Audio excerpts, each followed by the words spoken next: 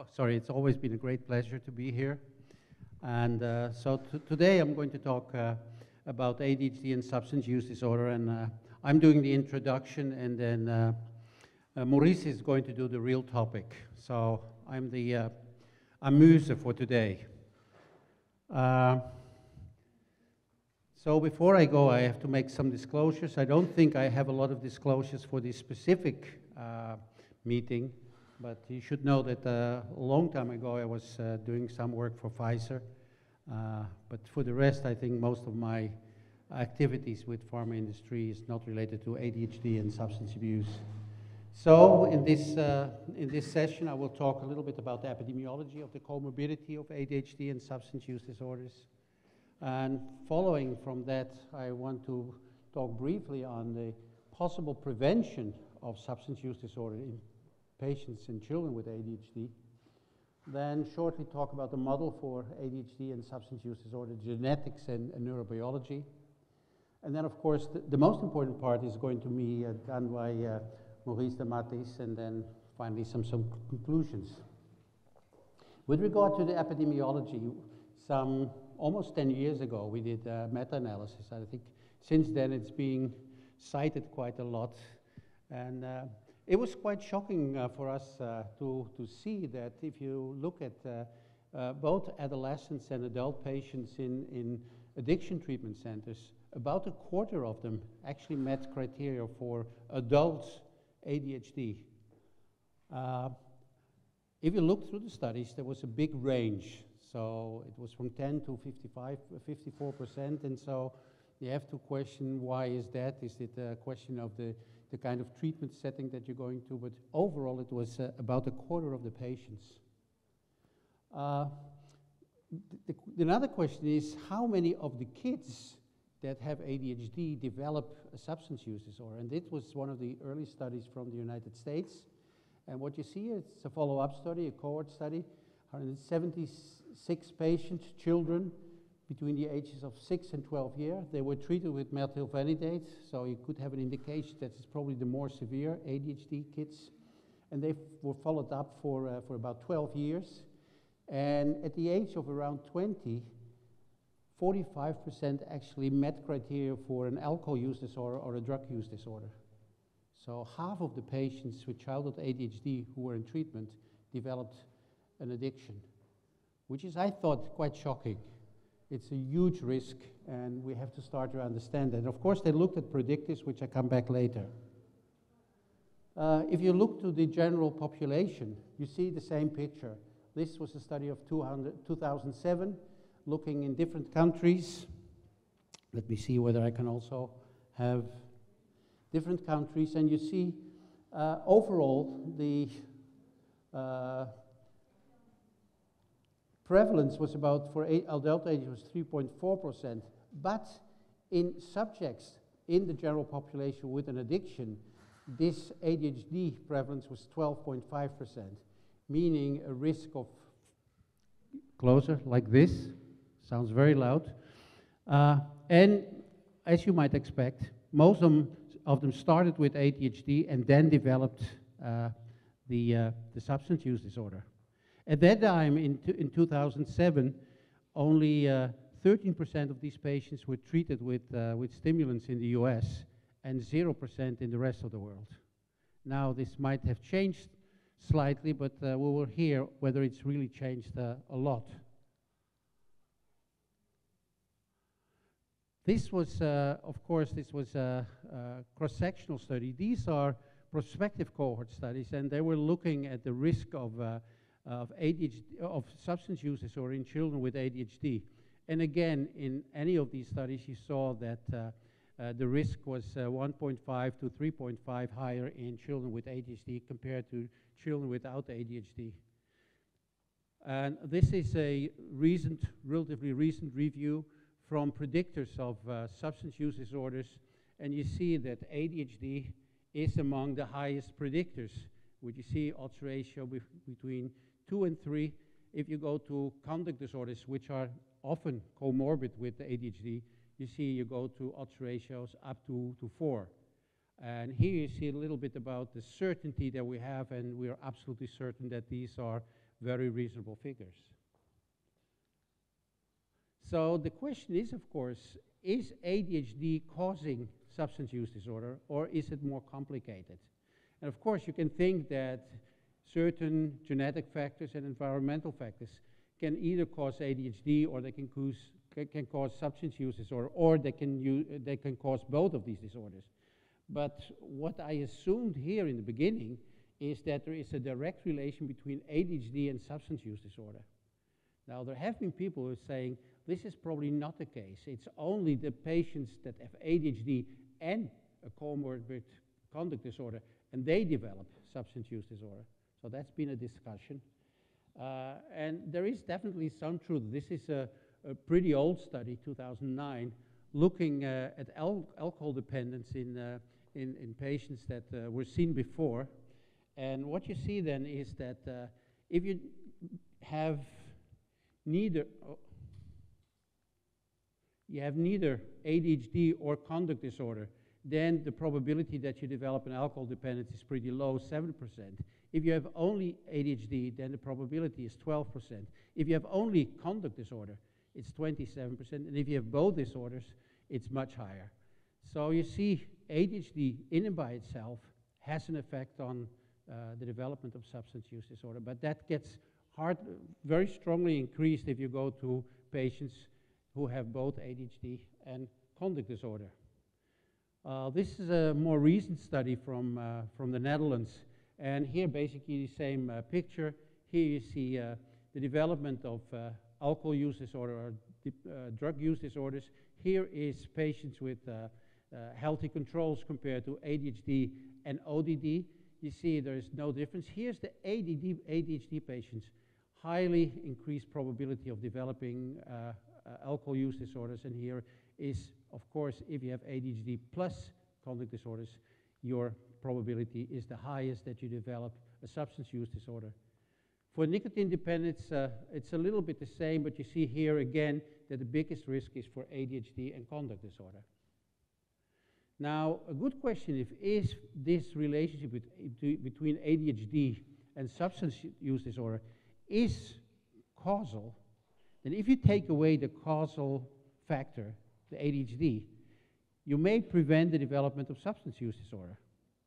So that is what has been studied quite a lot. And you start to think about, could we prevent the development of substance use disorder in patients with ADHD? So, can we do this? Let's see. So this was the study that I showed you before, that half of the patients in this follow-up study of 12 years, they developed an alcohol use disorder and or a drug use disorder. And they looked at the predictors of developing this substance use disorder in these ADHD kids. And they looked at many factors, but they found only one predictive factor, and that was actually starting the methylphenidate treatment.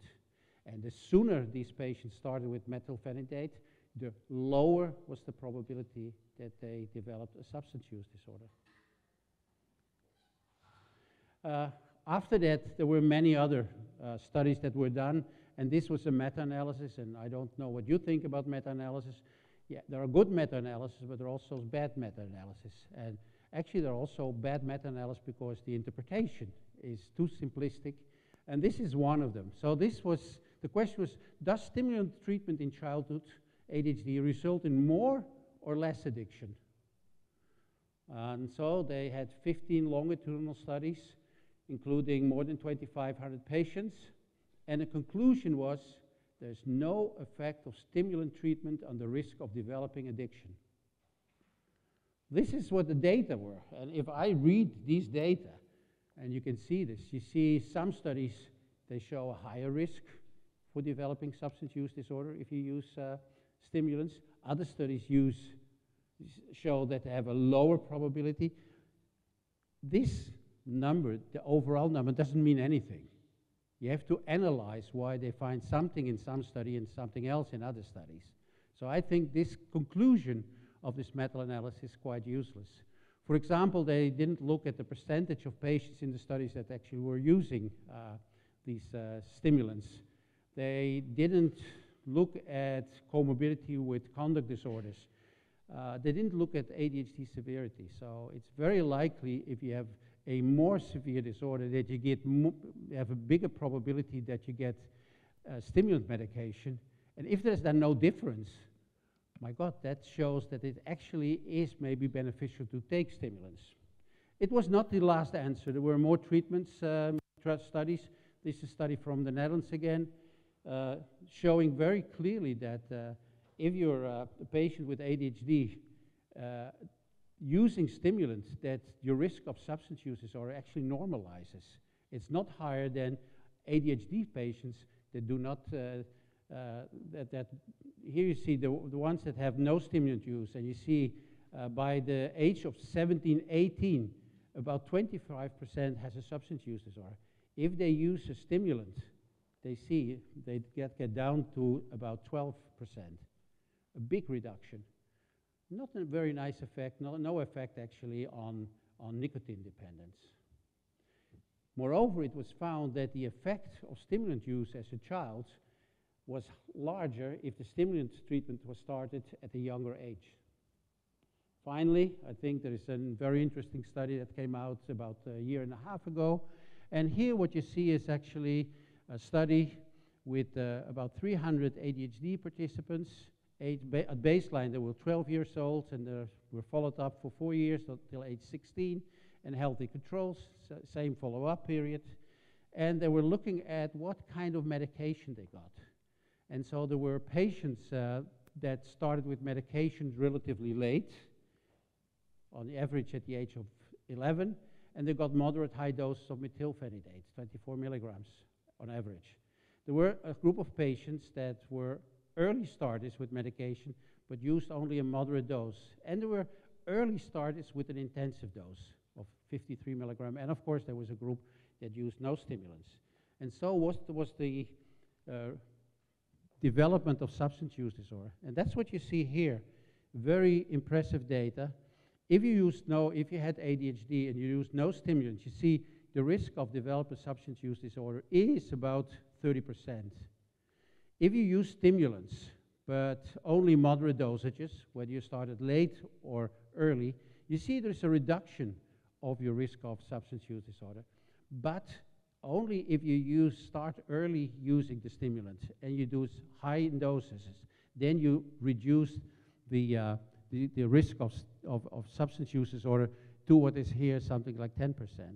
So the best outcomes you have with children with ADHD, they started to use stimulants around age 6, 7, 8, and having decent dosages, adequate dosages of methylphenidate. And here you see again on nicotine dependence, the same kind of effect, but here also the only predictor is early use, whether it's high or low doses of stimulants. So there is also, you might say this is all naturalistic studies. We want to have a randomized controlled trial to believe you. So don't believe me. They're never going to come. There's not going to be studies that will start at age 7 or 8 and that will follow patients until age 18 or 20. Not randomized controlled trials. And if they come, they're likely to fail these trials. It's just not possible to do the randomized controlled trials over a period of 10, 12 years. So you start to think, is this enough to have these data from cohort studies? There's another interesting way to look at it, and that is then you have to go, of course, to Scandinavia because they keep all the records. And this is a register study, including 29,000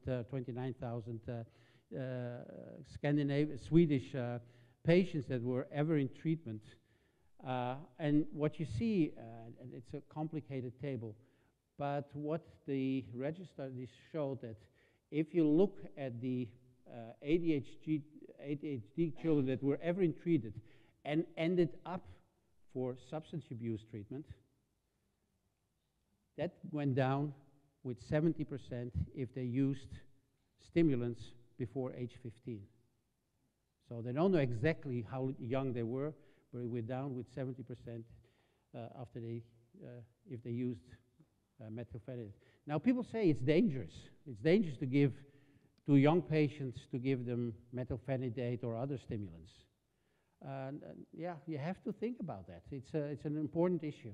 This is some of the data that you can find in the literature, and this is probably the most important part of that slide. What you see is here, it's a comparison of the volume of the basal ganglia in patients with ADHD. If you give them methylphenidate or another stimulant, what you see is this is different samples. Every bullet is a different sample of patients. The more patients with ADHD that were treated with a stimulant, the closer they come to a normal, this is a normal, 0.0, to a normal volume of the basal ganglia. So it seems that methylphenidate is actually stimulating the maturation of the brain in the sense that actually they reach normal sizes of their basic ganglia. Of course, there is also always issues about safety if you start to treat children with stimulants. And this is a very nice review, and basically it tells you a lot, but one of the most important issues that most studies suggest that brain structure and brain function improvement in the course of and following stimulant treatment in patients with ADHD. So I think it's reassuring that this can be done. So this is a very strong position that I take, that if you have a child with ADHD and he doesn't respond or she doesn't respond well to any kind of non-medical treatment, please consider treatment with a stimulant. Please consider it at a young age. Please consider to give him or her adequate dosages, because you might prevent the development of serious substance use disorders. So I'm sure that this is a debated issue, but I think this is what the data tell us. And if you want to wait for randomized controlled trials to prove this, you wait for nothing. So it's a strong recommendation here. Now, how can you imagine that substance use disorder and ADHD go together so often? So this is theoretically the possible ways. It could be that substance use disorders by themselves make people restless and develop a ADHD. It's not very likely, because ADHD most of the time precedes the development of substance use disorders. Although there are some discussions about de novo adult ADHD. I think these data are not very strong, but I think it is the probability that you start with an addiction and then develop ADHD is actually pretty small. It's more likely that you have ADHD and that you develop a substance use disorder. For example, because you use stimulants, or you start to use stimulants and you think, oh, it improves my ADHD symptoms. Which would mean that most of the addictions in ADHD patients would be stimulant addictions, which is definitely not the case.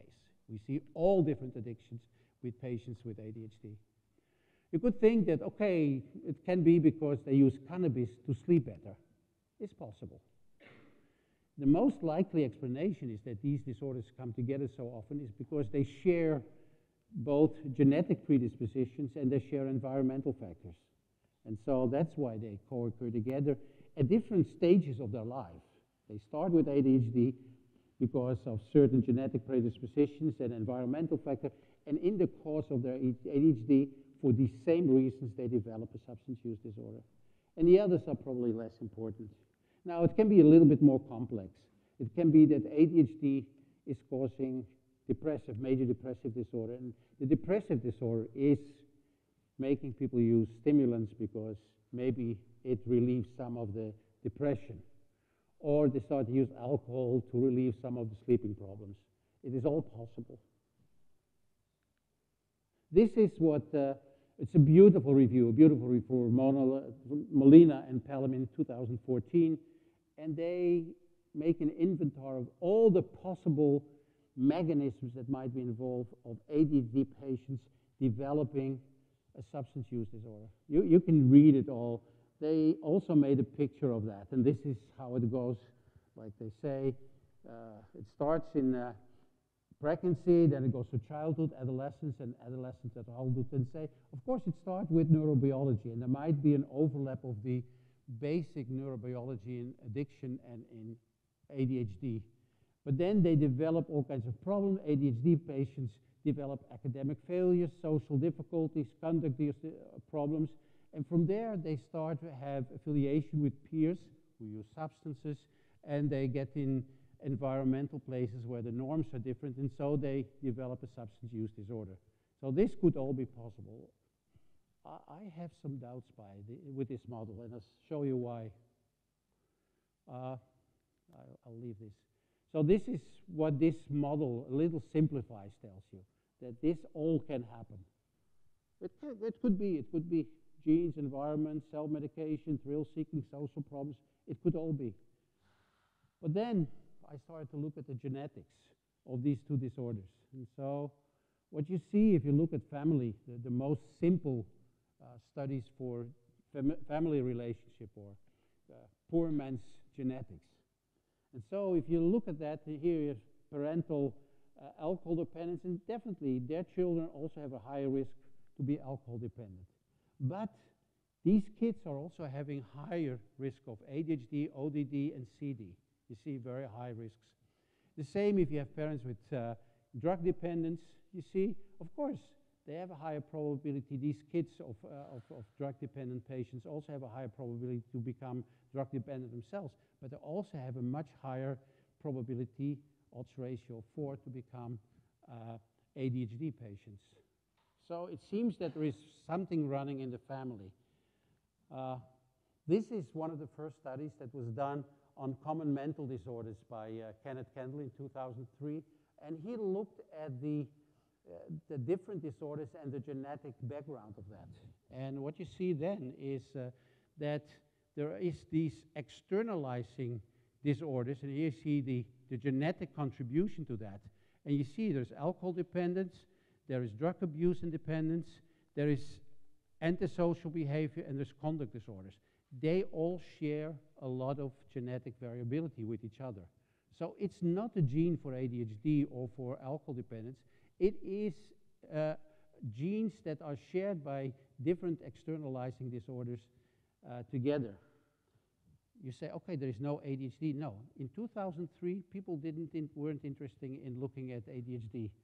If they would have done it, that's my fantasy, that ADHD would just be this part of this externalizing disorders. So because we didn't have this data, we did a family study, a twin study, in patients with ADHD, looking at ADHD and alcohol dependence. And what you see is here that the heritability of ADHD, adult ADHD, was 38%. The heritability of alcohol use was 50%. The phenotypic correlation between ADHD and alcohol use disorder, so the symptoms that they had, how much they overlapped, was about 0.30. And this 0.30 was almost completely explained by genetic factors. Only 9% was explained by non-shared environmental factors. So if you think about that, then okay, there were other studies done showing similar things. This was a study that showed correlations between, genetic correlation between ADHD, nicotine dependence, alcohol dependence, smoking. So you see high genetic correlations between ADHD and substance use disorder. This is probably the latest that was done, very famous study in Cell. But one problem, they looked at all the disorders, but they forgot substance use disorder. So we decided we do a replication of this study, but we include substance use disorder. And what did we see? That in terms of the genetic variability, ADHD was coming up together with substance use disorder, with autism spectrum disorders, and with major depression, not with psychosis, not with compulsive disorders. So it seems that ADHD and substance use disorders share a lot of genetic vulnerability. And if I start to look, this is actually what's being said in an older review already, that common genetic network underlies the comorbidity of ADHD and substance use disorder. So this is a complex model. And I don't think it's not true, but I think this model is by shared genes. And of course, there is, and I'm not going to talk long about it, there is gene-environment interactions, and this is some of the example. So there will be things like going on like this, that the genes, together with environmental factors, increase the risk of ADHD patients having substance use disorder. But genes are the driving force in all that. And so it means that we have to look at genes-related interventions if we want to treat these patients. So you start to think about medication or other kinds of neurobiological treatments. So what are these neurobiological aspects? How much time do I have? Okay. So this is a model that we often use when we talk about addiction. It's a model that was stolen with permission from Gottesman and Gould, who described the idea of the genotype, endophenotype, and phenotype for the first time about schizophrenia in 2003, I think, yeah, 2003. And they said there is people who have certain genes, and here is the chromosomes, and on the chromosomes are these bullets, and they're the genes, of course, highly simplified. And if you have certain combination of genes, you might develop, you might be born actually with the endophenotype that is, for example, characterized by disinhibition and conflict monitoring, you can say by impulsivity or by reward deficiency. You need a lot of excitement before you can actually feel pleasure, and that's probably related to the density of the dopamine receptors in the nucleus accumbens. And so you are born with this kind of setup of brain functions. And then if you start to use drugs also, then it might change and you might develop the phenotype of addiction. And the most prominent aspects of addiction, if you think about the neurobiology, is that patients who develop addiction, they have a hyperactive reward system and they have a deficient control system. And if you think about that, I think about adolescents. Adolescents have a hyperactive reward system. If they go for it really. They get easily excited. And they easily do it because they have a deficient control system. It's not developed yet enough. And if you think about adolescents, you also think actually about ADHD patients. You could say they have a postponed maturation. So actually what I think I'm looking, not here about addicts, I'm looking basically at a earlier developmental stage of the addiction. That's actually what you could call ADHD. Now the question if that's really true, but if you think about these disinhibition and reward deficiency and excitement, then this is really what you can think. For example, in patients with an addiction, you see something as what we call delay discounting. It's difficult for them to postpone gratification. You can go to this site and you can see very nicely, no time to go into it. But if you then look at these are the studies of patients with an addiction, and they can't postpone gratification. And how do you see that? That is, the impulsive people have this graph all the way to the bottom. So this is controls. They can postpone their gratification. These are substance use disorder without antisocial personality. This is substance use disorder with antisocial personality. So you see there's a lot of impulsivity there in these addicted patients. This is the same kind of test that they do in ADHD patients, and they have the same thing. They can't postpone gratification. Effect size in this study, slightly differently presented, of D is 0.43, which is a small to moderate effect size. The same you see here. This is healthy controls again. They can postpone gratification. Here you see the ADHD patients. They're not so good in it. And this is ADHD patients with cocaine. They're the worst. So if you have both, you are even more impulsive. And the same is for motor impulsivity. There's also something that's called error monitoring, and that's another way of impulsivity. And we know from opiate-dependent patients, they have problems with their motor impulsivity. You can't see it so well here, but here you see this. Ooh.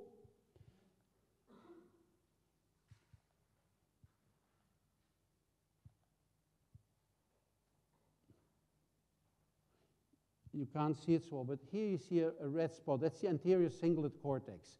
So if you see these controls, if you give them a task in which they have to make a choice, they start thinking. Or maybe you should say their anterior cingulate cortex is starting to think.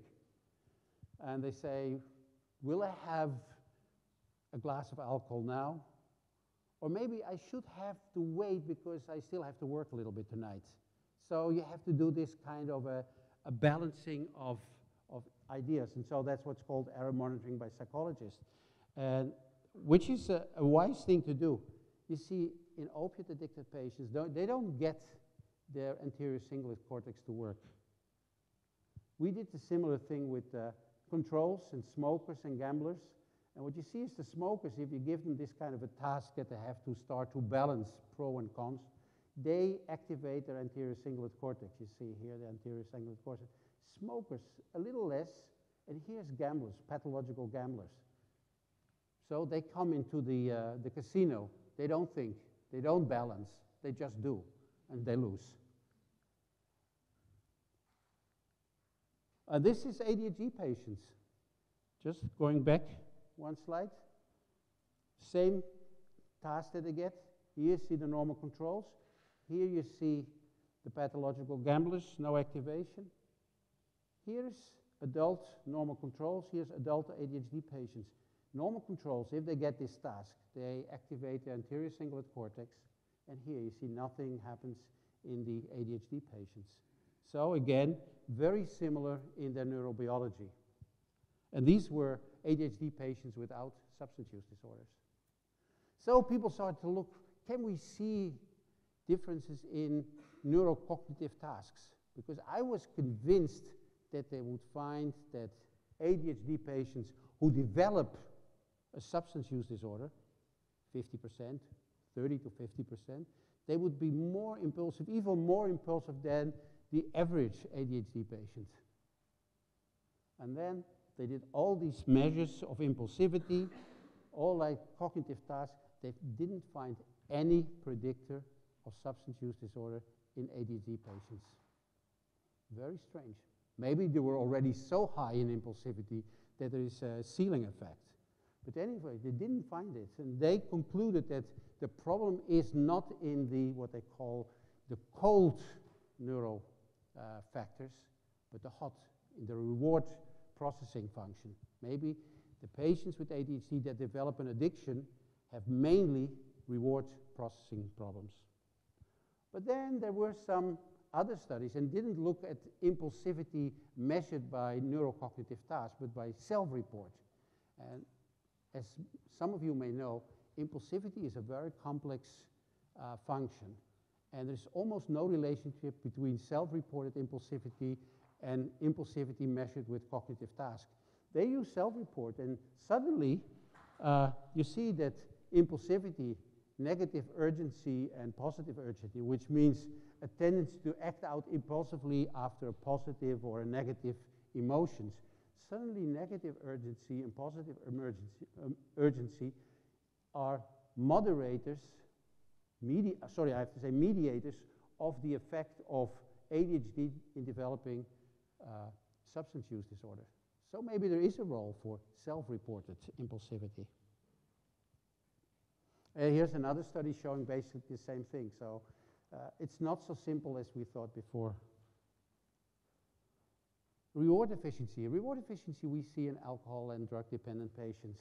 And what it means is that they probably have a lower density of dopamine receptors in the basal ganglia, in the nucleus accumbens, and that's why they can't perceive pleasure so easily.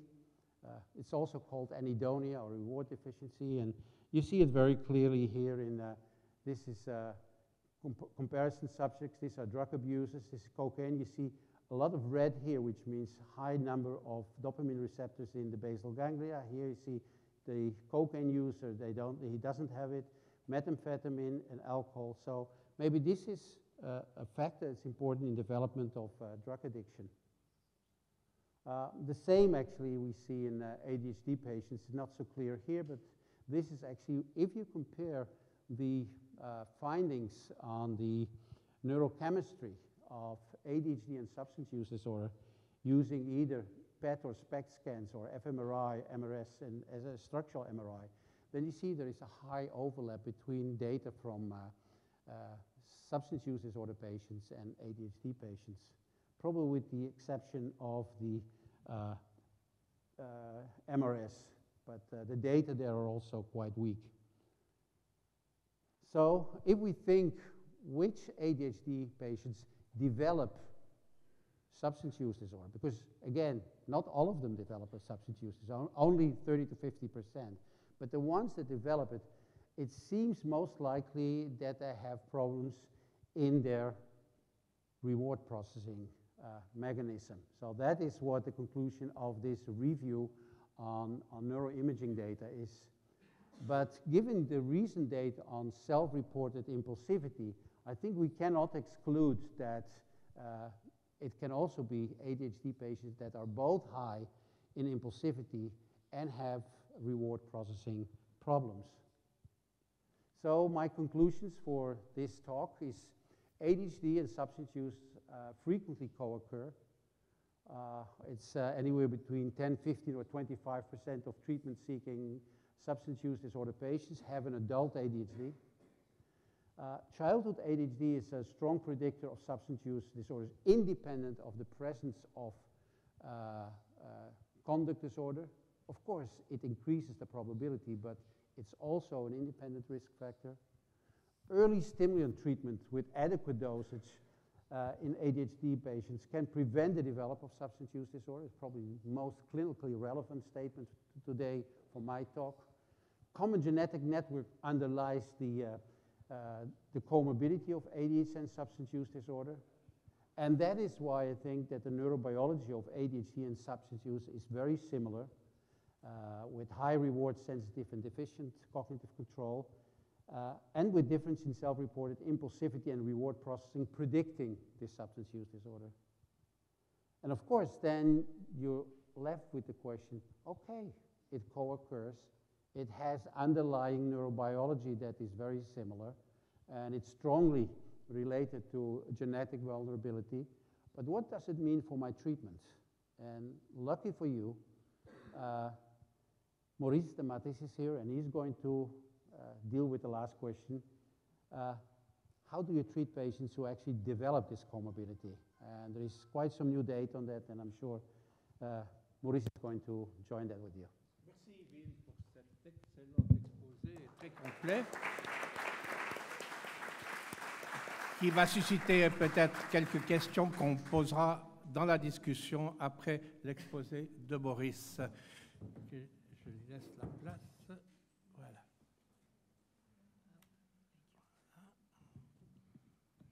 Changement d'ordi.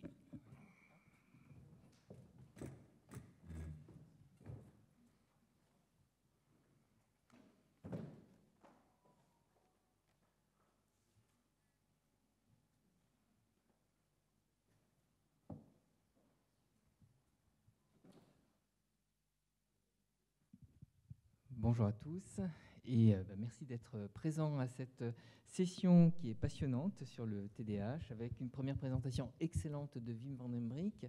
Du coup, moi je vais aller sur des aspects finalement plus cliniques, pratiques de terrain et justement la problématique du méthylphénidate à haut dosage chez les patients qui souffrent de TDAH et de comorbidité addictive.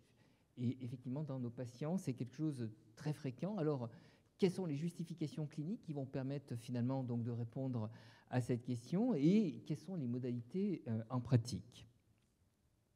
Alors là, ce sont mes liens d'intérêt. Alors, pourquoi cette présentation? Eh bien, vous l'avez compris, tout simplement parce que le problème aujourd'hui est de plus en plus fréquent, en tout cas parce qu'on le repère et effectivement donc le besoin de le prendre en charge. Donc, il y a un vrai challenge, il y a un vrai enjeu sur le plan clinique pour nos patients, mais vous allez voir, pas que pour les patients. Il est évident que si on repère les patients, on peut les aider, mais aussi parce qu'aujourd'hui, les professionnels sont en difficulté pour la prise en charge de ces patients. non seulement les professionnels, les entourages, et vous verrez que finalement, demain, vous aurez une présentation lors d'un atelier où on va vous parler justement de la place de l'entourage, la place du patient, le patient expert et du patient, donc, et du professionnel. Et donc, c'est vraiment l'ensemble, le travail d'équipe qui va permettre finalement de répondre plus facilement à cette question. L'intérêt thérapeutique, on l'a vu, puisqu'à partir du moment où on comprend mieux les patients, à partir du moment où on est en capacité de mieux les caractériser, on va pouvoir proposer un traitement plus adapté, entre autres avec la pharmacologie, et notamment à des dosages élevés de méthylphénidate. On verra ce qui justifie tout ça. Et puis, bien entendu, sur le plan physiopathologique, Wim l'a montré, on voit bien qu'on a différentes situations. Finalement, nos patients peuvent tout à fait se présenter avec des similitudes cliniques. Pour autant, les mécanismes sous-jacents ne sont pas forcément les mêmes. Et du coup, les traitements ne seront pas forcément les mêmes non plus. Donc, d'où l'importance, là aussi, donc, de bien comprendre ce qui se passe. Et vous voyez que finalement, alors Wim vous a présenté la partie avant, enfant, effectivement.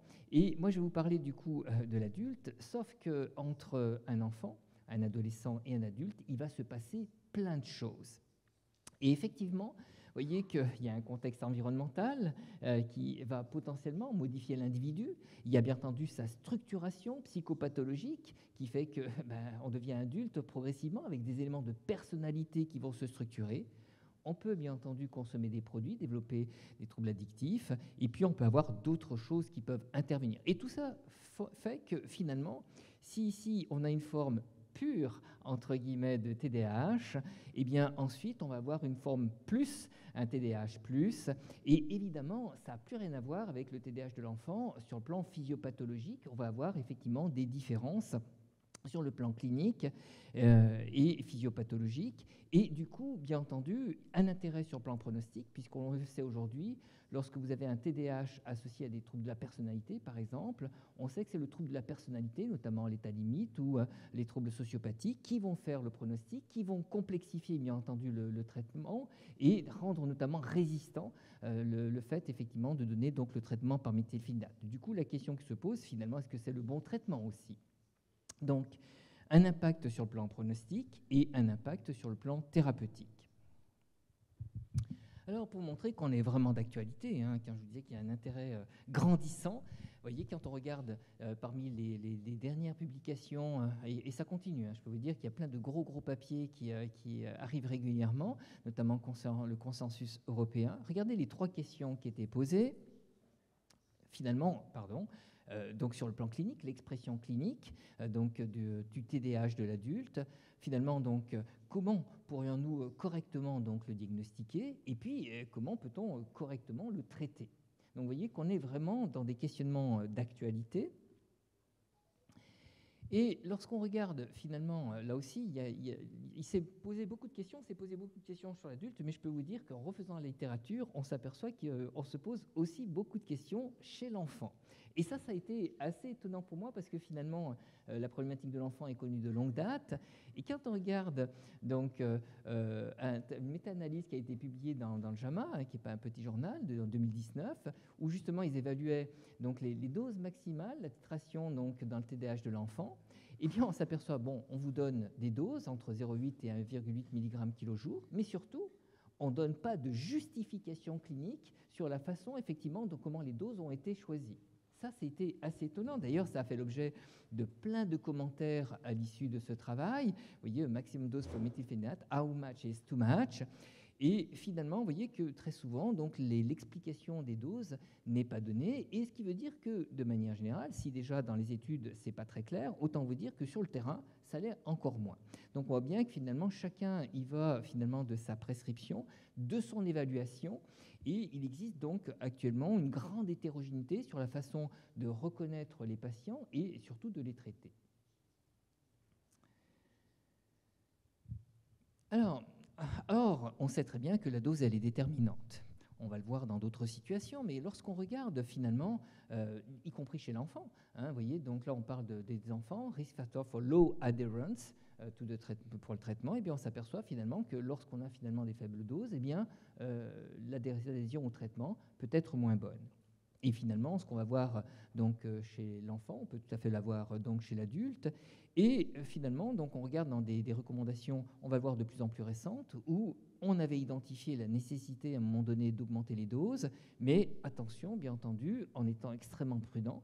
L'objectif, encore une fois, c'est pas de faire une titration élevée de manière aveugle. Encore une fois, tout ça doit être balancé, bien entendu, par une évaluation précise, précautionneuse et bien documentée. Ça, c'est important, et c'est d'autant plus vrai que lorsqu'on fait des prescriptions hors AMM, donc off-label, il est important, effectivement, donc, que les choses soient parfaitement documentées, avec toujours en tête, bien entendu, une balance bénéfice-risque optimale au bénéfice du patient.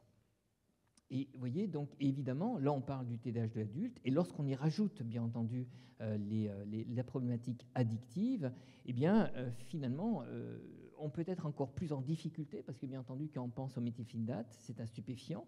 On sait que potentiellement il y a des risques de mésusage, et bien forcément, donc on a souvent, et on le voit bien aujourd'hui, y compris dans les dernières recommandations, où on décrit que les cliniciens globalement sont inconfortables avec cette prescription, parce qu'effectivement c'est une situation qui potentiellement peut leur échapper. Donc toujours bien pondérer la décision clinique de manière individuelle et sur la base d'une analyse précise, et on va voir donc laquelle. Donc toujours, chaque cas est un cas particulier, et ça d'autant plus. Il est évident que si on doit être amené à utiliser des doses plus élevées, il faut vraiment effectivement que le patient soit parfaitement évalué. Et encore une fois, on le sait, donc la dose est importante, et on sait que notamment il existe une relation d'efficacité entre la dose et finalement l'efficacité des symptômes, et on verra lesquels. Lorsque, là aussi, il y a non seulement la dose, bien entendu, la dose maximale, mais aussi la durée du traitement. Là aussi, finalement, quelle est la durée du traitement chez des patients, y compris adultes? Eh bien, on s'aperçoit finalement qu'on peut avoir un bénéfice qui va perdurer, et ce d'autant plus que finalement, le patient va aussi se modifier dans le temps. On va voir dans un instant. Donc, l'optimisation, bien entendu, du traitement, toujours cette balance bénéfice-risque entre l'efficacité et la sécurité du traitement. Et puis, hop, il y a quelque chose qui est passé pas au bon endroit, mais ce n'est pas grave.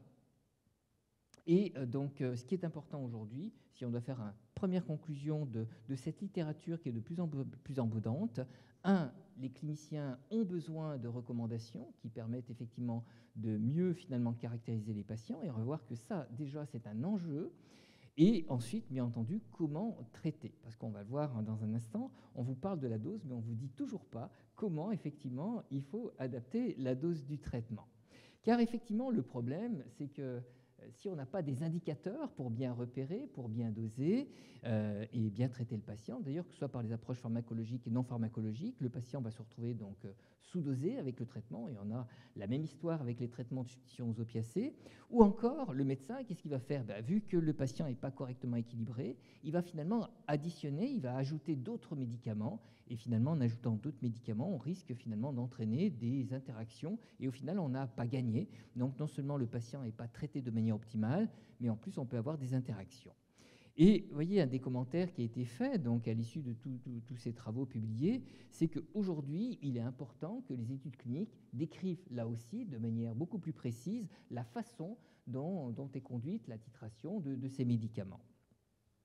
Donc aujourd'hui, de plus en plus, on est en train d'avancer effectivement donc, vers une médecine personnalisée. Et donc, si on veut faire effectivement une médecine personnalisée, il faut absolument pouvoir caractériser donc, de manière beaucoup plus précise les patients. Alors, je vais vous parler donc brièvement du CAMTA, de la même façon qu'aujourd'hui, il y a une coordination nationale qui, avec plus d'une centaine de participants, avec Étienne Caméraire qui est présent dans l'auditoire. Et effectivement, il y a une volonté aujourd'hui de pouvoir proposer à un moment donné aux cliniciens des choses qui vont les aider. Et il y a un exemple qui est l'exemple lillois, donc dans la ville de Lille, où finalement, donc, ils utilisent un dispositif qui est le CAMTA, qui veut dire consultation d'avis multidisciplinaire de traitement d'exception en addictologie, et qui a permis d'accompagner comme ça historiquement des prescriptions comme celle du baclofène, mais aussi, vous voyez, donc pour le méthylphénidate. Donc c'est une façon finalement, donc une sorte de plateforme qui va permettre finalement d'évaluer donc de manière, vous voyez, assez on va dire détaillée, donc les patients, tant sur le plan psychiatrique, neuropsychologique, et ensuite, bien entendu, donc l'initiation des traitements avec un suivi extrêmement rapproché dans un premier temps, et ensuite une possibilité effectivement donc déléguer la prescription au médecin traitant et en conservant donc une évaluation finalement tous les 3 mois, comme on peut le faire d'ailleurs avec d'autres stratégies thérapeutiques. Donc ça, c'est un modèle, bien entendu, mais évidemment, toutes les villes ne peuvent pas le proposer, toutes les villes ne peuvent pas être équipées de ce type de dispositif, donc comment faire dans l'intervalle? En pratique, nous sommes tous face à des patients, et à un moment donné, il faut pouvoir apporter des réponses. Alors, quand on regarde effectivement, là aussi, la symptomatologie du TDAH, on va retrouver donc les différents éléments, les troubles attentionnels, vous voyez, avec plein d'aspects donc liés aux troubles attentionnels. Et là aussi, plus on est sensibilisé à ces troubles, plus on les repère. Mais puisqu'on n'a pas l'habitude effectivement de les rechercher, ça peut passer facilement. Donc, on peut passer à côté. De la même façon, comme les éléments d'impulsivité, hyperactivité, d'ailleurs, qui évoluent dans le temps. On voit bien que finalement, on a des patients qui face à vous, ne bouge pas, mais à l'intérieur, on sent qu'effectivement, ça bouillonne. Donc, on n'a plus l'image clinique de l'enfant effectivement qui bouge dans tous les sens. On en a certains adultes qui sont tout à fait comme ça, mais pas forcément. Et on a plein de témoignages de patients où on retrouve effectivement ces différents items. Mais on voit à quel point nos patients sont quand même dans une lutte au quotidien, et les troubles attentionnels, à quel point effectivement ça les met en difficulté dans effectivement des tâches, y compris très très basiques. On a des patients, quand ils vous décrivent effectivement, d'ailleurs, une fois qu'ils sont traités, on vous fera écouter le témoignage demain lors de l'atelier, les patients ils disent, mais avant j'ai l'impression que j'étais totalement bête, là j'ai l'impression que tout est clair, que maintenant effectivement je comprends, tout vient très spontanément. Et ils se redécouvrent eux-mêmes finalement, donc avec le traitement, mais là aussi un traitement qui, on le verra, est personnalisé dans sa titration. Donc ça nécessite de réévaluer en permanence donc, le patient, bien entendu, pour adapter. Alors le problème, c'est que les 3 dimensions du TDAH sont absolument pas spécifiques. Et effectivement, quand on regarde donc, le trouble attentionnel, on verra qu'il y a plein d'autres choses qui peuvent donner des troubles de l'attention. Il y a bien entendu l'impulsivité qui a été bien décrite par Wim et l'hyperactivité. Or, quand on regarde finalement nos patients qui consomment d'autres produits, eh bien on sait que rien que les consommations de produits peuvent entraîner des altérations de l'attention, des altérations de l'impulsivité, des altérations donc sur le plan de l'hyperactivité, et en tout cas donc à la fin entre la symptomatologie liée au TDAH et les produits, à la fin on a une image qui devient un peu compliquée pour la comprendre parfaitement. Donc vous voyez qu'il y a donc des interactions, mais ce n'est pas fini. Il y a encore toutes les co-occurrences et les autres, on va dire, contextes de vie, situations de vie, les éléments de santé qui vont impacter. Là, par exemple, l'HPI, le potentiel intellectuel, on sait que c'est, dans un premier temps, plutôt protecteur. Du coup, les patients qui ont un TDAH ne vont pas forcément l'exprimer. Et finalement, dans un contexte de vie qui va se complexifier, eh bien, les systèmes de protection ne seront plus suffisants. Et là, on va avoir un patient qui va exprimer de manière tardive, ce ne sont pas des formes forcément d'apparition tardive, mais des formes d'expression tardive, parce qu'à un moment donné, eh bien, ce qui permettait de le masquer, entre guillemets, ne suffit plus finalement pour le masquer. Donc, on a bien entendu les troubles de la personnalité qui se rajoutent, les troubles du sommeil, et on va voir que les troubles de la personnalité, notamment l'impulsivité est un grand classique, les troubles du sommeil, on va voir que les troubles du sommeil peuvent entraîner exactement toutes ces altérations de l'attention, de l'impulsivité, l'hyperactivité. L'exemple, la caricature même, c'était finalement les enfants aux États-Unis qui, pour beaucoup d'entre eux, avaient ce phénotype et qui étaient traités par méthylphénidate alors qu'ils faisaient des apnées du sommeil, tout simplement parce qu'ils avaient de grosses amygdales, ils avaient des hypertrophies amygdaliennes. Donc, vous voyez, donc, chez l'enfant, ça peut se traduire tout à fait par cette symptomatologie. On peut avoir, vous voyez, d'autres symptômes, comme les douleurs chroniques chez ces patients, et tout ça va pouvoir contribuer finalement donc à complexifier encore l'image clinique de nos patients. Donc vous voyez, du TDAH de l'enfant au TDAH de l'adulte, on va se retrouver avec une image beaucoup plus complexe. Le problème, c'est comment on va faire pour décortiquer tout ça. D'où l'intérêt d'une approche plutôt dimensionnelle, finalement de manière très neutre, moi je suis neurologue, je ne suis pas psychiatre, mais là aussi, je n'étais pas forcément un spécialiste du TDAH, mais finalement, lorsqu'on est confronté aux situations cliniques, à un moment donné, on se dit, mais comment je vais aider mon patient, comment je vais le comprendre?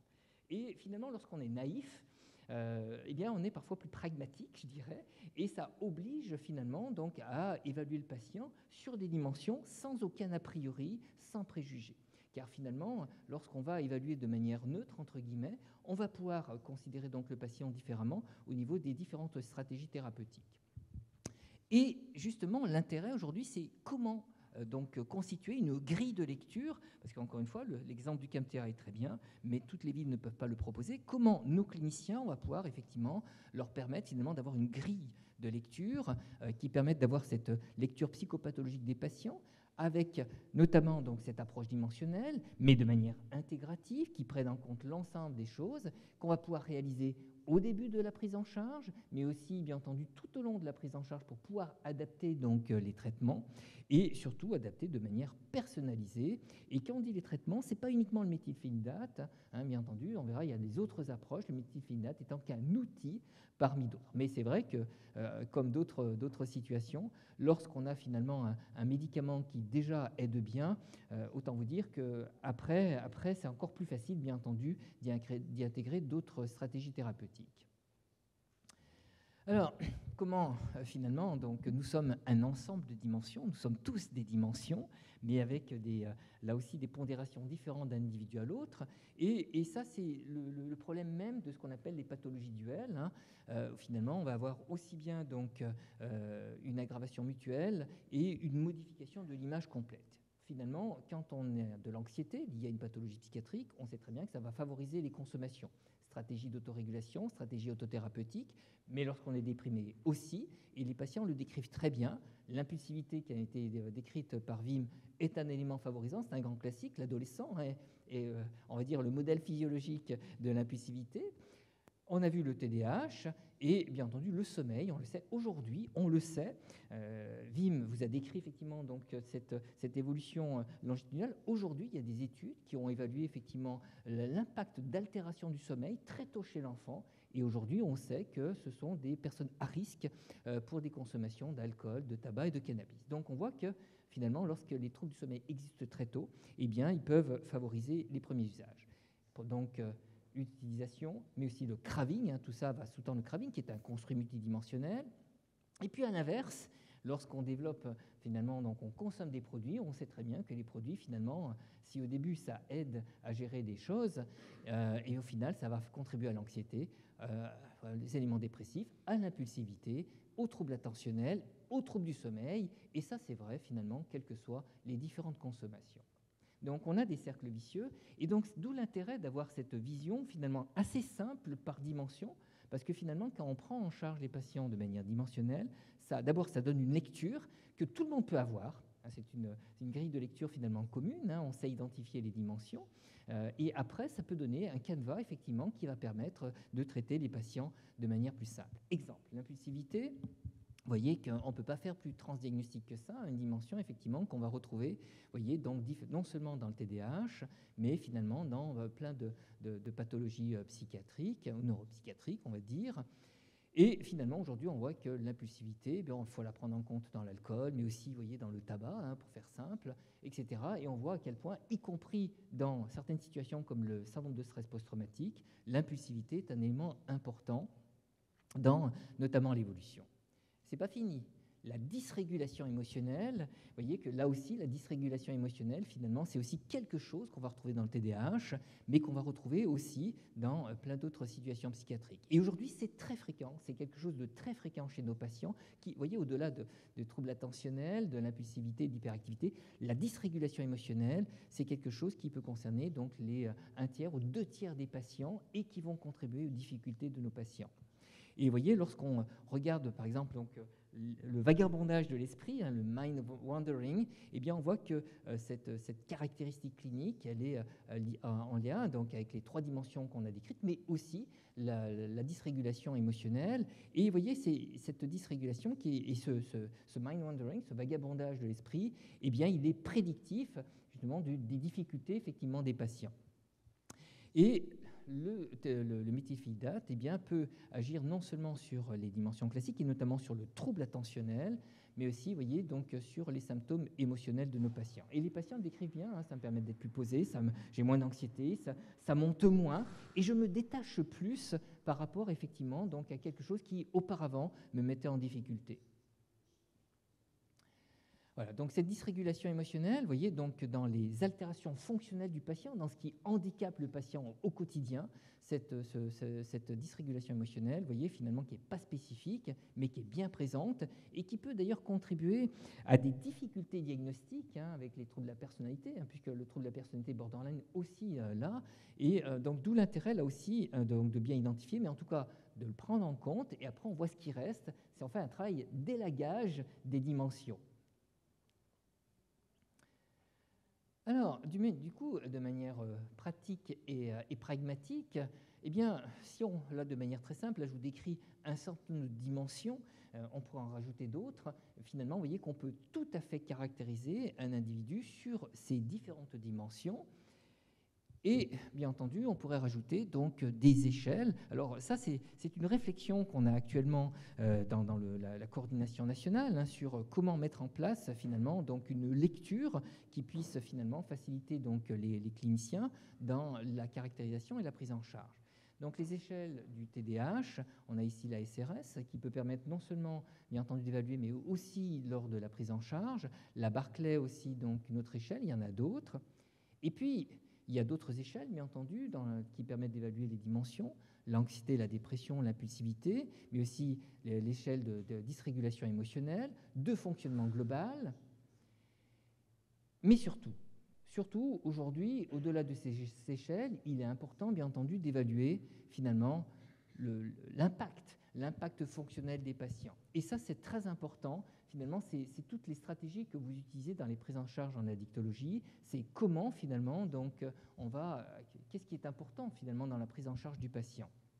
Et vous voyez que donc, les outcomes, donc, aujourd'hui, donc, la prise en compte, effectivement, donc, ce qui est important pour le patient est essentiel dans le traitement qu'on va pouvoir lui proposer. Donc, les impacts fonctionnels, la qualité de vie, et bien entendu, donc, à côté d'une prise en charge d'un patient, l'objectif, c'est d'avoir finalement donc, quelque chose qui va permettre d'évaluer de manière beaucoup plus large donc, les patients. Et c'est vers ça, effectivement, que s'oriente finalement la coordination nationale pour mieux caractériser les patients et donner des outils, finalement, qui vont permettre aux cliniciens de prendre en charge. Alors, du coup, sur le plan thérapeutique, alors, dans les dernières recommandations, il y avait notamment, vous voyez, cette phrase qui avait été utilisée, « The tricky issue of methylphénidate dosage », et on voit bien effectivement que ça reste effectivement une question d'actualité et qui peut être, entre guillemets, délicate, embarrassante. Alors, 80 mg. 80 mg par jour. Effectivement, vous savez qu'en France, je dis ça pour nos collègues étrangers, à un moment donné, il y a eu la vitesse qui a été limitée à 80 km/h. Bon. Vous voyez que le 80 est un grand classique en France, donc il y a eu pour la route, on s'aperçoit que ce n'est pas forcément adapté là aussi. Et puis il y a eu aussi d'autres choses, on a eu donc le méthylphénidate et le baclofène aussi qui a été limité à 80 mg, mais les choses sont en train d'évaluer pour ce dernier. Alors, ça veut dire quoi finalement doser limité à 80 mg? Alors, justement, un papier auquel VIM a contribué parmi les nombreux papiers. Et évidemment, comme vous le voyez ici, finalement, donc, la réponse thérapeutique d'un patient souffrant d'un TDAH, notamment avec un trouble de l'usage, avec la consommation de produits, ne va pas forcément répondre exactement comme un patient qui n'a pas donc, de consommation de produits. Ça rejoint exactement ce qu'on disait tout à l'heure. Finalement, la neurobiologie va être modifiée. Est-ce que c'est étonnant? Eh bien non. Vous voyez que ce sont des choses qu'on connaît, qu'on connaît déjà. Vous voyez, finalement, on le sait, lorsqu'on a une dépression qui existe chez un patient alcoolodépendant, c'est le cas dans 80% des cas des patients, on le sait aujourd'hui, ça ne sert à rien de mettre un traitement antidépresseur, ça ne marchera pas. On peut en mettre 1, 2 à la dose maximale, ça ne marchera pas. Parce que l'alcool induit des modifications de tous les systèmes de neurotransmission, on le verra donc lors du prochain atelier, et notamment les systèmes aminergiques qui sont impliqués dans la régulation émotionnelle, dans l'humeur. Donc, on peut mettre tous les traitements qu'on veut. On a régulièrement des psychiatres qui nous disent « mais ça ne marche pas ». Je dis « allez-y, mais ça ne marchera pas ». Donc on le sait aujourd'hui, il faut plutôt arrêter les consommations et c'est seulement au bout de 2 semaines réévaluer et si ça persiste, mettre un traitement antidépresseur. Autre exemple, on le connaît bien, c'est bien entendu les patients alcoolodépendants, eh bien le système GABAergique est complètement désensibilisé, c'est pour ça qu'ils sont en capacité d'encaisser entre guillemets des doses importantes de benzodiazépine, mais aussi de baclofène. C'est exactement donc le même esprit. Et puis, bien entendu, les patients qui ont une dépendance aux opioïdes, eh bien, de la même façon, vous voyez, lorsqu'on a finalement mis en place la buprénorphine, on l'appelle buprénorphine à haut dosage. Ce n'est pas le fait du hasard, parce qu'effectivement, les patients ont développé là aussi donc, une tolérance aux médicaments. Donc, vous voyez que finalement, c'est l'histoire qu'on connaît, et ça paraît assez logique que chez certains patients, il soit nécessaire, de manière là aussi personnalisée, de pouvoir aller à des dosages qui soient adaptés. Donc, finalement, c'est bien le questionnement. Pourquoi titrer si c'était pour donner tous à peu près la même dose? Dans la douleur, on fait pareil avec la morphine, dans la douleur. Donc, on le fait pour la méthadone, la buprenorphine, le baclofène, la nicotine, bien entendu. Donc, la titration, c'est un grand classique en addictologie. Il faut rester clinicien, encore une fois, une titration qui est là aussi guidée par la clinique. Et là, vous voyez, donc je vous redonne un exemple de ce qu'on fait avec les traitements de substances opiacées, où on va adapter, là aussi, en fonction des symptômes, tant sur le plan physique, tant sur le plan psychique avec le craving, l'éco-consommation, les comorbidités. Mais si la titration, elle est importante, elle risque de ne pas être suffisante. Et ça paraît logique, et on le sait, c'est vrai pour les autres addictions aussi, et les autres titrations. On le sait qu'à un moment donné, on a beau titrer de manière personnalisée et idéale, il y a d'autres aspects qui interviennent. Nos patients sont inscrits dans des routines comportementales, dans des habitudes extrêmement importantes. Et, quand ils n'ont pas des schémas dysfonctionnels précoces, il y a un contexte de vie, des contextes situationnels qui entretiennent les fonctionnements de nos patients selon des modalités. Il est évident qu'avec la meilleure titration au monde, eh bien, si on n'aide pas le patient à mettre en place de nouvelles stratégies comportementales, ça va être difficile. Donc, ça, c'est important à avoir en tête, et on le sait, finalement, on a le même problème avec les traitements de substances opiacées, avec le baclofène, donc, ou la nicotine, c'est la même histoire. Donc, d'où l'importance de combiner, bien entendu, les approches pharmacologiques et non pharmacologiques, toujours de manière individualisée, et d'autant plus que le patient est complexe. Alors, juste pour montrer que les guidelines, vous voyez, finalement, là aussi, dans les guidelines, y compris les plus récents, on va voir, on vous donne les doses. Alors, en international, dans les études, ça peut monter plus haut. On voit qu'il y a des études qui vont même monter jusqu'à 180 mg, mais on ne vous dit toujours pas comment. Il faut adapter donc les doses du médicament, et ça, c'est quand même un peu irritant. Donc, on va passer. Voilà, donc ce qui est très important aujourd'hui, bien entendu, chez les patients qui ne répondent pas, il faut pouvoir se donner le moyen de pouvoir, bien entendu, adapter le dosage à des niveaux qui sont évidemment hors AMM, mais on n'a pas bien le choix, encore une fois, on est face à un patient, mais toujours le faire avec, en réévaluant systématiquement la balance bénéfice-risque et en documentant parfaitement, bien entendu, toute l'observation, toute l'évaluation du patient. Vous l'avez compris, il y a des choses que de toute manière, encore une fois, même avec la meilleure titration, ça ne marchera pas. Donc, ce qui veut dire qu'il est important aujourd'hui, et je recite à nouveau un papier de Wim, vous voyez, donc finalement, il faut pouvoir à un moment donné donc, considérer le patient dans sa globalité, aussi bien le TDAH, mais aussi donc, le trouble de l'usage, et il est important effectivement donc, de pouvoir prescrire ces médicaments tout en, bien entendu, donc, limitant la dangerosité associée à ces médicaments. Car évidemment, ce qu'on va voir en toile de fond, c'est toujours notamment les risques d'abus et d'overdose. Quoi qu'il en soit, vous voyez, donc, il y a une narrative review qui a été publiée en 2021, où on vous dit clairement, vous voyez, c'est des papiers tout à fait raison, aujourd'hui, il n'y a pas finalement de dosage optimal qui a été déterminé, ça n'existe pas, donc ils sont propres à chaque patient. Comme je disais, donc, certaines études sont allées jusqu'à 180. En tout cas, ça permet de montrer, donc, chez ces patients, ça permet de réduire les symptômes du TDAH. Ça permet aussi de réduire les effets renforçants des produits, notamment chez les patients TDAH dépendants aux psychostimulants. Et il y a quand même, vous voyez, donc, des moments où, quelle est la dose pour laquelle il n'y a plus d'amélioration. Et on voit bien qu'à un moment donné, il y a un effet de saturation, ça ne marchera pas plus. On a beau augmenter la dose, donc ça ne marchera pas plus. Et puis, on voit bien, donc, il y a au contraire donc, des études ou des praticiens qui vont finalement donner la dose minimale efficace. Sauf qu'on voit bien que chez certains patients, on obtient déjà un certain effet avec une certaine dose, mais on s'aperçoit qu'en poussant encore la dose, on améliore encore des fonctions. Et on a comme ça dans le service effectivement des patients qui sont à plus de 200 mg de methylphénidate, où très clairement les patients décrivent si effectivement on n'avait pas augmenté, on n'avait pas encore amélioré certaines fonctions. Alors après, ça ne veut pas dire que ça va rester à 200 mg, bien entendu, hein, donc après on peut rediminuer. Mais regardez ce qu'on vous dit là encore. Donc non seulement il faut trouver le bon dosage, mais aussi, il faut se caler aussi, là aussi, sur le mode de fonctionnement du patient.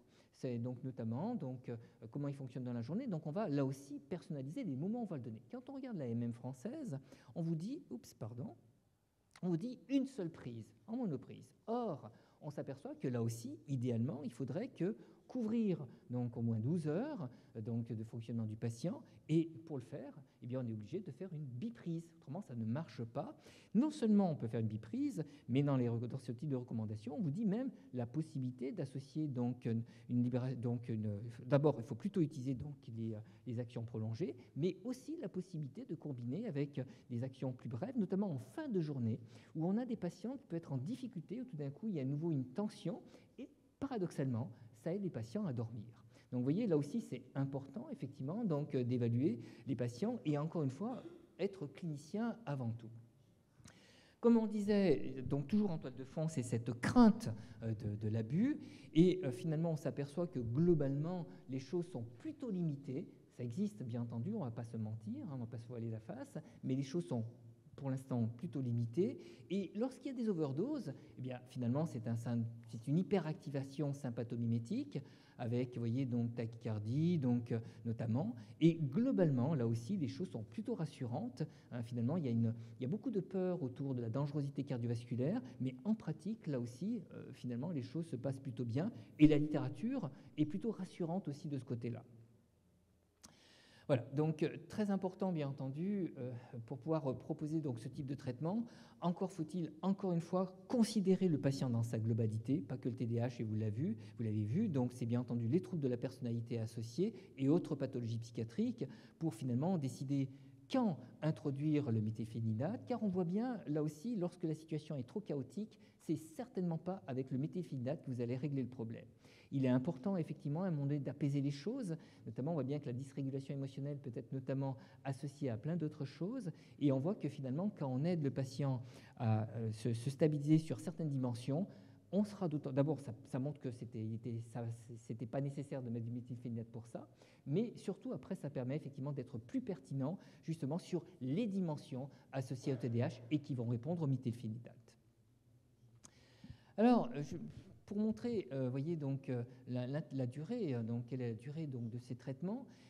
Là, il y a des études, notamment l'étude COMPASS, qui montraient qu'après 1 an de traitement, finalement, eh bien, il persiste donc une efficacité du méthylphénidate, alors qu'il est conseillé aussi de faire des breaks de temps en temps hein, pour voir finalement comment fonctionne le patient sans le traitement.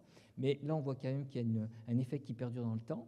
Et lorsqu'on arrête le traitement, eh bien, on peut avoir, dans certains cas, une réémergence effectivement des symptômes. Donc, dans ce cas-là, effectivement, ça questionne sur la nécessité d'un traitement au long cours.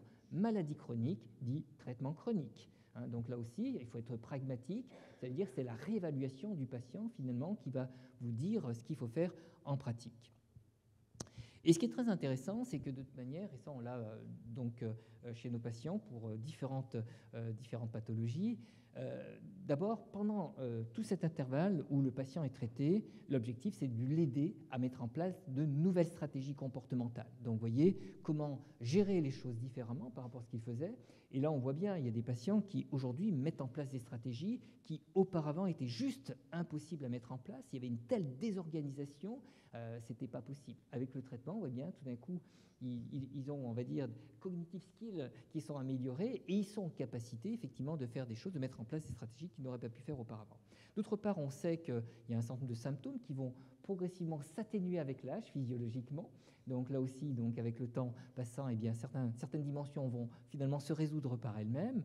On l'a classiquement chez les sociopathes, hein, qui, au niveau de l'impulsivité, ça s'atténue beaucoup. Donc lorsqu'on a en plus un trouble de la personnalité, donc il y a des choses qui vont se calmer. Et l'avantage aussi des psychostimulants, c'est par rapport, voyez, au traitement de substitution opiacée, où la réduction ne peut se faire que très progressivement. On peut le faire aussi progressivement pour les psychostimulants, mais on peut le faire aussi beaucoup plus rapidement. On n'a pas effectivement les mêmes problèmes qu'avec les opiacés. Alors, en pratique, donc vous voyez que finalement, des recommandations, il y en a de plus en plus. Ce qui est important, c'est comment hiérarchiser. Et bien là aussi, on va finalement utiliser les mêmes stratégies qu'on utilise en addictologie. On va finalement s'intéresser à ce qui est le plus problématique aussi pour le patient. N'oubliez pas que dans les approches motivationnelles, si on s'intéresse à ce qui est plus problématique, ce qui est aussi prioritaire pour le patient, ça l'aide à avancer dans la prise en charge. Et donc, on peut tout à fait travailler sur les éléments effectivement qui mettent le plus en difficulté le patient, avec bien entendu donc le traitement là aussi le plus adapté. Et finalement, donc, ce que je vous disais tout à l'heure, idéalement, plutôt d'abord permettre au patient de réduire ses consommations, ça va permettre effectivement et de travailler sur les autres choses associées, notamment les comorbidités, ce qui va permettre là aussi de diminuer certaines dimensions. Mais on le sait que dans certains cas, eh bien, on peut aussi donc commencer un traitement par méthylphénate chez ces patients, mais tout en étant extrêmement prudent. Donc là, c'est juste un tableau, voyez, d'une recommandation récente qui vous montre finalement toute la stratégie d'évaluation sur le plan diagnostique et sur le plan thérapeutique. Mais je vous rappelle une chose importante que l'on a. Alors vraiment, quand on fait dans la pathologie addictive et psychiatrique, aujourd'hui, le sommeil, c'est incontournable. C'est vraiment quelque chose d'incontournable. Et dans la prise en charge des patients, travailler sur les rythmes de vie, c'est le préalable. C'est le préalable parce que très clairement, lorsque nos patients ont une vie complètement chaotique dans leur fonctionnement, le fait de les stabiliser sur le rythme de vie, et notamment le sommeil, regardez, vous allez voir, finalement, excusez-moi, c'est en français, mais vous voyez que finalement, la journée va préparer la nuit, et la nuit, finalement, va préparer la qualité de la journée. Et regardez sur quoi ça va agir le sommeil. On va retrouver toute la régulation émotionnelle, le fonctionnement cognitif, on va y retrouver bien entendu l'attention, et vous voyez que tous les éléments donc, de consommation sont aussi modulés par ce sommeil. D'où l'importance effectivement majeure de prendre en charge effectivement le sommeil chez ces patients, que ce soit finalement pour le TDAH ou que ce soit finalement pour les comorbidités associées. Alors, de la théorie à la pratique.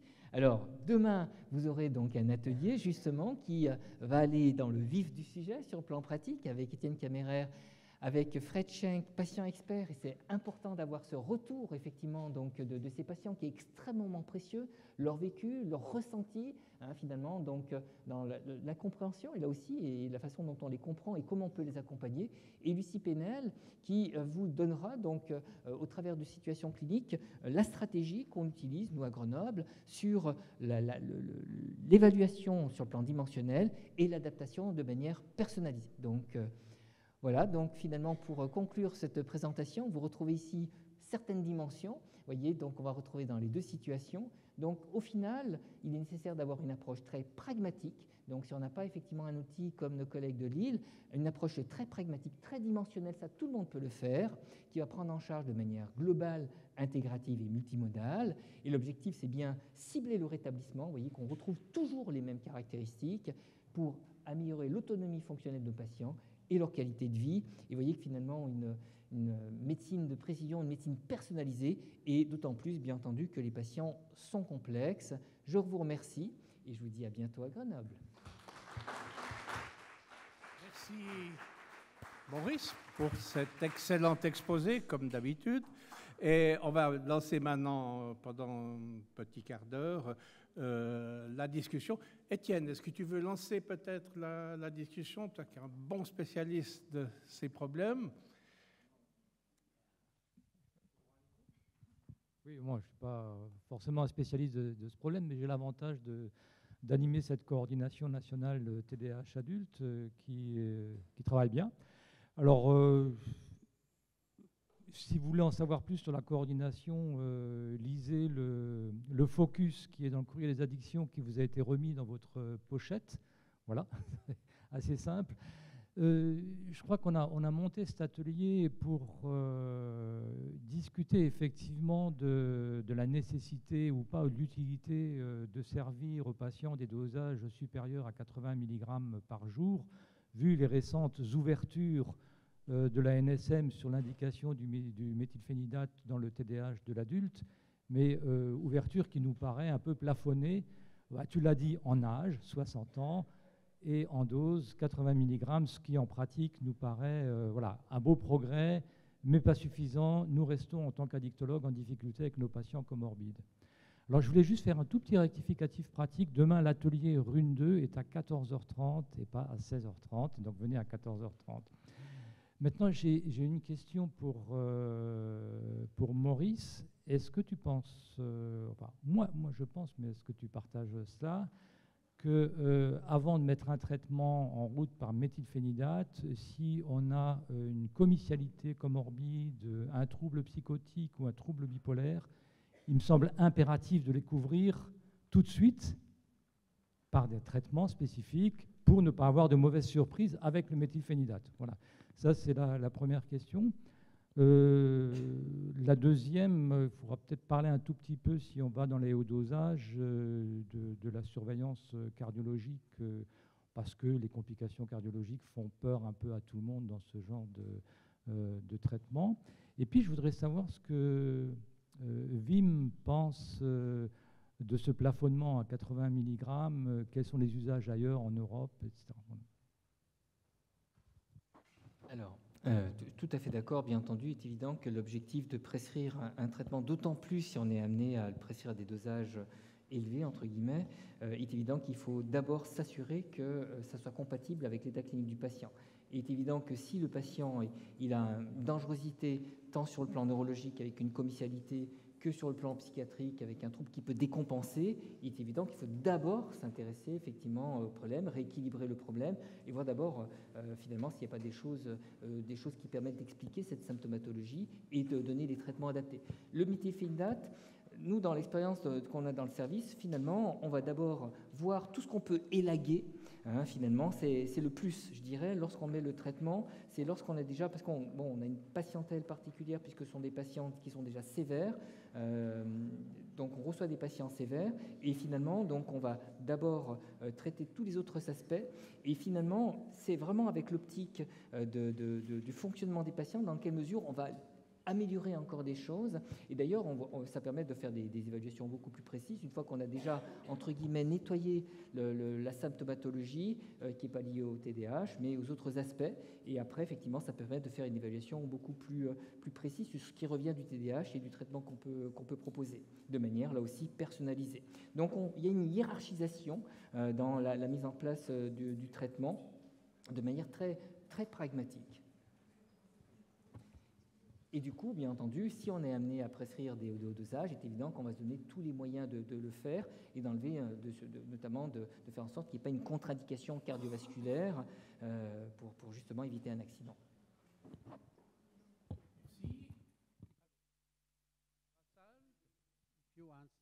Few answers. I think there's a lot of misunderstanding of the risk of psychotic episodes in the treatment of patients with ADHD medication. I think I fully agree with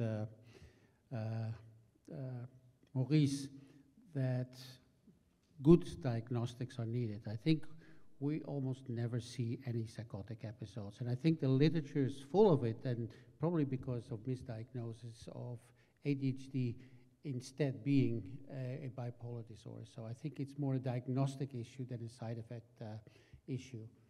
With regard to the dosing, I'm not saying that in all patients with ADHD and substance use disorders, you have to go to higher doses. What I do say, though, is if you want to treat these patients, you have to be willing to go to doses higher than the standard medication. Because and you referred to one of our studies where we showed that the same doses of methylphenidate, in this case, long-acting methylphenidate, in patients with ADHD compared to patients with ADHD and cocaine use disorder, just the binding to the dopamine transporter was much lower in the comorbid population. So indicating that just to have the same level of occupation of the dopamine transporter, which you actually want with your methylphenidate, you just need higher dosage to reach that. But it's not in all patients, so I would say start with normal dosing, but be aware that it might not be enough, and be led by your patients in the reports and his family in reports of how he's doing. And if you have to go to 180 milligrams, I think there's definitely no problem. We go higher. We go to 240 milligrams if needed. And of course, then you have to start looking at abuse, which we hardly see in these patients. But I would say be clear about it with your patients. And we know that there is a risk and there will be questions by other people, can I use some of your medication? So be open about it. But more important, I think we go to higher doses and we are aware that we have to look at cardiovascular risks. And in some patients, we see increase of blood pressure or heart frequency that we don't really like. And so we add some propranolol in these patients, and they're doing fine. So you need to be aware of it, but you have to treat it and to do like you would do with any other patients. Titrate to a level that you still have improvement of behavior without having more side effects than gains. And finally, of course, most studies with high doses have been done in patients with stimulant addiction. Now, this medication might be the same as for treating of the stimulant medication. It would be a substitution treatment. There's at least one study, the study from Sweden, that shows it's not only substituting for, in that case, it was amphetamine addiction. You saw indeed a reduction of ADHD symptoms and reduction of amphetamine use in these patients with higher dosage of methylphenidate. But you saw also a reduction of other addictive drugs. So it seems to do a little bit more than that. And finally, if you are dealing with patients with other addictions, like, for example, alcohol, don't hesitate to start treating the alcohol use disorder at the same time with motivational interview, with cognitive behavior, but if needed, also with medications that you can use. And finally, with regard to diagnosis, I think we did some studies, and there is a tendency that you postpone the diagnosis of ADHD until people are stabilizing with regard to their alcohol or drug use. We don't think that's needed. Actually, you can screen patients whenever they come in, and if they're screen positive, they're very likely to also be screen positive if they're stabilized. So use this immediate screening. And of course, if you have a positive screen, you have to confirm that suspicion by a good diagnostic interview on ADHD. But I wouldn't spend too much time on waiting till your patient is becoming abstinent. It might never happen. And if you can start your treatment of the ADHD, you might be able to reach stabilization of use and reduction of substance use. So we definitely use long-acting dexamphetamine in the treatment of cocaine-dependent patients. And actually, we did some studies on patients that were dependent on heroin and cocaine, and they did very well actually on long-acting dexamphetamine, pretty high dosages, or as the Americans say, they don't say high, they never do that, so they say robust doses. So we used robust doses, which means 60 to 80 milligrams of dexamphetamine, slow release. I don't know whether it's available in France. It's not available in all European countries. Because there's indication that the immediate release dexamphetamine is actually not very useful in the treatment of cocaine dependence. And at least there is one study by Francis Levin showing that in their patients with ADHD and cocaine dependence, 60 milligram was the best for the treatment of the ADHD symptoms, whereas the 80 milligrams was the best for the treatment of the cocaine dependence. What it means to me is that you don't have to go for 60 or 80, but there's different patients who respond different to different dosages. And so with your patients, you have to find, if they have ADHD and cocaine use disorder, long-acting dexamphetamine, find a dose. At least you have some support from the literature up to 80 milligrams, which is not, it's not a low dose, 80 milligrams of dexamphetamine. So that's what I would do. And of course, it doesn't work with all patients, but I think you have a very serious probability that you have success with some of your patients.